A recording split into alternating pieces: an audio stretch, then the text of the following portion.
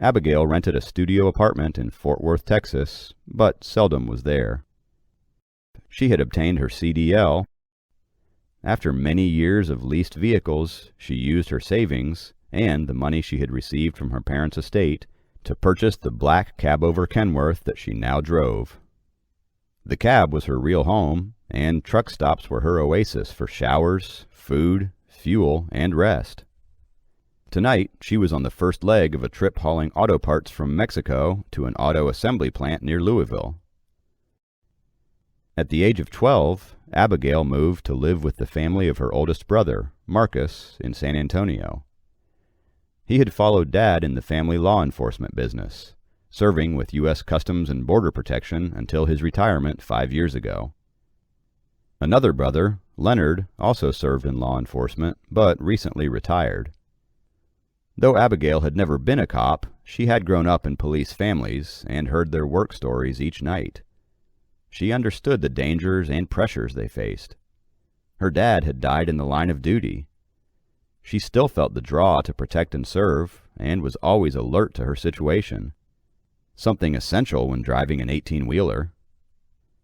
Abigail also recognized the perils faced by a woman alone on the highways of America.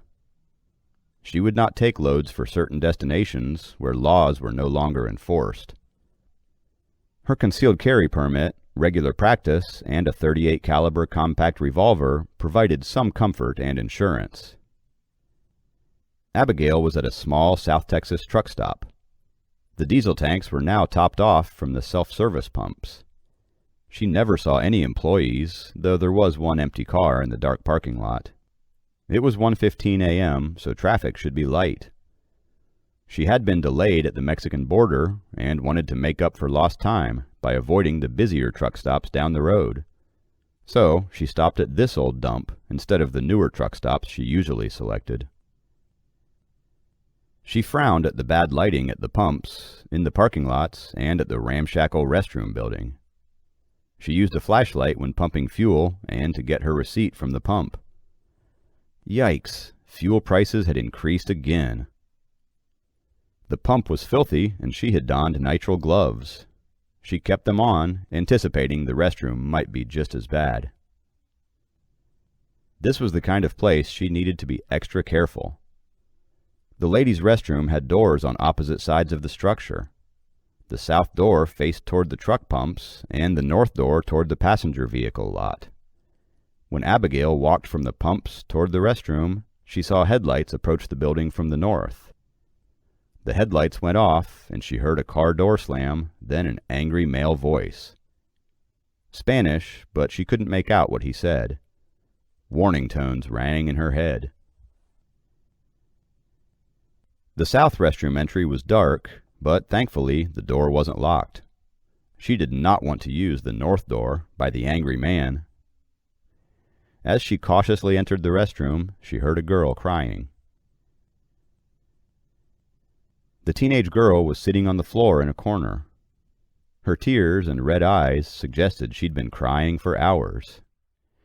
"Are you okay? Do you need help?" The girl softly said, "Help me," in English, but then launched into Spanish, telling Abigail that she was the prisoner of a bad man, El Coyote. He was taking her to a bad place called Chicago. She did not want to go with him, but he was waiting in the car outside the restroom. He made her ride in the trunk so nobody could see her, with her hands tied. The man told her she was muy bonita and was going to be a movie star. She did not want to be a movie star, but she was afraid El Coyote would hurt her if she did not leave the restroom soon. Abigail saw the red marks on the girl's hands where she had been tied. In Spanish, she asked the girl's name and age.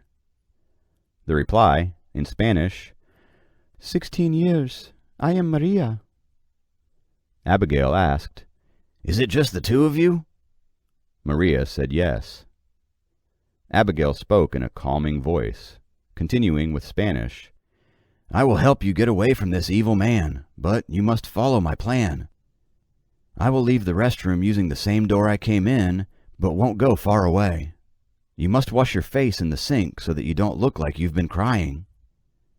Then count to 100 and exit the restroom out the same door you entered, like nothing is wrong. Do not let him know that you have talked to anyone. I will rescue you from this man. Maria said thank you and promised to follow the plan.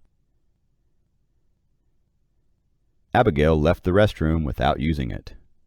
She thought, First things first, I will have to stop somewhere down the road. Anyway, the restroom was as nasty as I feared. She moved in the shadows to get behind the parked car. Its headlights were off, but the trunk was open and a small trunk light guided her to her objective. The girl came out through the north restroom door and the car engine started. The high beams came on and caused the girl to freeze. Abigail saw a short masked man climb out of the driver's side, leaving his door open. Abigail was just 20 feet behind him, still in shadow and moving quietly closer. Maria and El Coyote were fully illuminated by the headlights. She saw Maria say something to the man, and he responded angrily, giving her a strong backhand slap that knocked her to the ground. That was more than enough, and Abigail was now close enough to dispense justice. She had already removed Buddy from her bag and put the strap over her wrist. As the coyote raised a foot back in preparation to kick the fallen girl, Abigail closed the gap to him. She gripped Buddy and gave El Coyote a solid overhand whack to the back of his head. He fell to the asphalt, face down and still. Buddy was the name that her father gave the 14-ounce lead and leather cosh. He had taught her the proper means of using the instrument, and she was granted custody of Buddy in his will. Abigail checked. El Coyote was unconscious, but alive. She checked his pockets and found a wallet, keys, cell phone, zip ties, knife, and a gun. She applied zip ties tightly to the man's wrists behind his back, noting the gang tats on the man's arms and neck. She and Maria lifted him into the car's trunk. Next, Abigail pulled the cash from the wallet. The wallet went into the trunk, and the cash she handed to Maria. You will need this more than him. Abigail pulled the magazine from the gun, cleared the chamber, and tossed the empty pistol into the trunk. Then she closed the trunk lid. She dialed 911 on the cell phone and tossed it on the front seat with the ammo and the knife. She closed the car door and locked the car with the key fob. She told Maria, Let's go now. And they walked to her truck, using her flashlight in the dark grounds. The Kenworth started right up, and she drove through the facility toward the highway. Abigail smiled as she imagined El Coyote explaining his circumstances to the police, and to his employers later.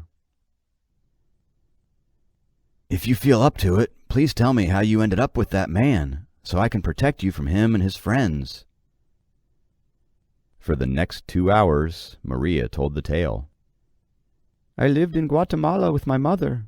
I studied English at my school. When she died, I lived with my only relative, my aunt.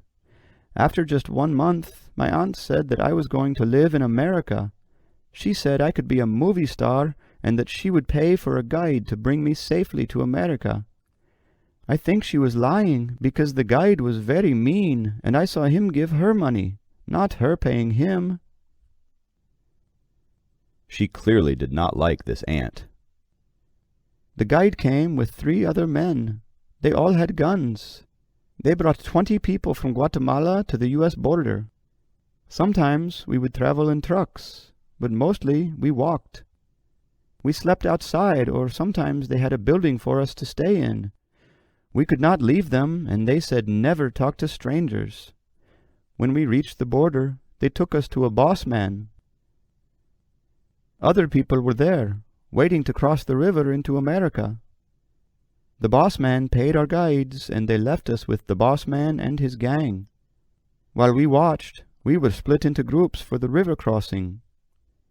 They put colored plastic bands on our wrists to identify our group. See, I still have a pink band.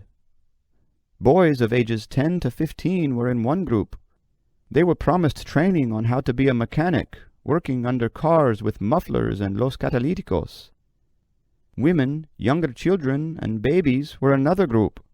Girls like me were a third group. The older boys and men were the fourth group. The coyotes took them across the river in the night. They had to wade or swim across the river. They were all given backpacks full of drugs and told to carry them to gang members waiting in the Texas desert. Men with guns watched them from rubber boats, and others took them into the desert. I heard one boy screaming in the night as he was swept away in the river. A coyote brought back the backpack, but no boy. I saw them shoot another man, but don't know why. The women were afraid that these men would rape them or take their children, but I did not see that happen. Some children had no parents with them. They were scared and cried a lot. My group was taken across the river at night in a rubber boat. An Americano in a uniform met us and told us we could enter. We walked to cars that waited for us. That is when I met El Coyote. He said he would take me to Chicago. He said I needed to work there as a movie star to pay for my travel to America, that my aunt did not pay. When you rescued me, I had only been in America for 6 hours. While the girl slept, Abigail had a conference call with her 2 brothers. She told them why, how, where, and when she had rescued the girl and imprisoned El Coyote. She related the girl's tale of her journey, and how the people had been sorted in Mexico and dispatched to different futures. I'm a little concerned his employers might find us. I don't think El Coyote even saw my truck. It was dark, and I think the restroom building blocked his view. I didn't see any cameras, and I had gloves on, but the fuel company probably has a record of my credit card purchase. You did well, sis, said her brother Leonard. You probably saved Maria from a life of slavery and porn, prostitution, and drugs. The cartels traffic in girls like her, and young boys, too. I bet those backpacks were loaded with dangerous, illegal drugs, including fentanyl. Those boys probably are going to be used to steal catalytic converters and as runners for the street gangs. These immigrants mostly just want a chance to live the American dream, but the cartels and their American accomplices turn that into a nightmare instead. Nice work with Buddy. The creep deserved it. Whatever you need, I will help you. Marcus said, Under the current regime in D.C., each week many tens of thousands of people are crossing into this country illegally from the South. The majority are decent folks who have been misled by the Pied Piper progressives of America. But how can we be sure of their motives and backgrounds when there are so many people coming, and there's so little control at the border now? Many immigrants suffer on their journey, and some perish. Even worse, they are accompanied by criminals, illegal drugs, weapons, and terrorists. These are threats to everyone in our country. Our Border Patrol has been weakened by bad policies and is overwhelmed by this flow. I still know lots of guys in CBP and Texas law enforcement. I will call them and check on this criminal. Can you describe the car to me? Abigail shared the make, model, and color. He continued, I'll call my friends when we hang up. I'll give them some facts about him, but attribute it to an old confidential informant. Most likely, he's already sitting in a Texas jail cell. If the cops didn't hold him, he's probably hiding from his employer or buried in the desert. Either way, it's likely that nobody is out looking for you. Leonard and Linda Lyon arrived at the Texarkana Park and Rest Motel before Abigail. Leonard surveyed the premises and then booked 2 rooms, one under his name and one for his friend and neighbor. Leonard and Russell had driven separate cars. He brought Bud Maxwell, one of his Marine buddies. Leonard and Linda had been accompanied by Ted Harmon, a friend still employed as a Joplin police detective. The 4 men would provide surveillance of the motel grounds while they stayed there. All of the men were well armed and experienced with the proper use of deadly force from their days in uniform. They would not hesitate to call the local police at the first sign of danger. Abigail and Maria arrived later. She parked the semi in the motel's truck lot, choosing a spot visible from the motel. Fortunately, all these precautions proved to be unnecessary. Abigail, Linda, and Maria spent an uneventful evening in their motel room.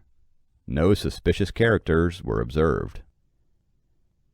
A 9 a.m. call from Marcus provided a likely explanation for this.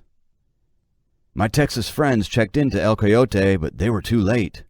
He called a lawyer and was released on cash bail, paid by someone who claimed to be his sister. After my friends called them, the local police went to pick him up at his sister's home out in the county. But the address is vacant land, and they found his body propped up against a cactus. The coroner says he died from a massive fentanyl overdose. I suspect his employers are slinking back to the shadows and covering their tracks. Marcus said he had an idea to pursue about a place where Maria could start a new life, far from Texas and Chicago, someplace safe from the cartel. He promised to let them know as soon as he confirmed it.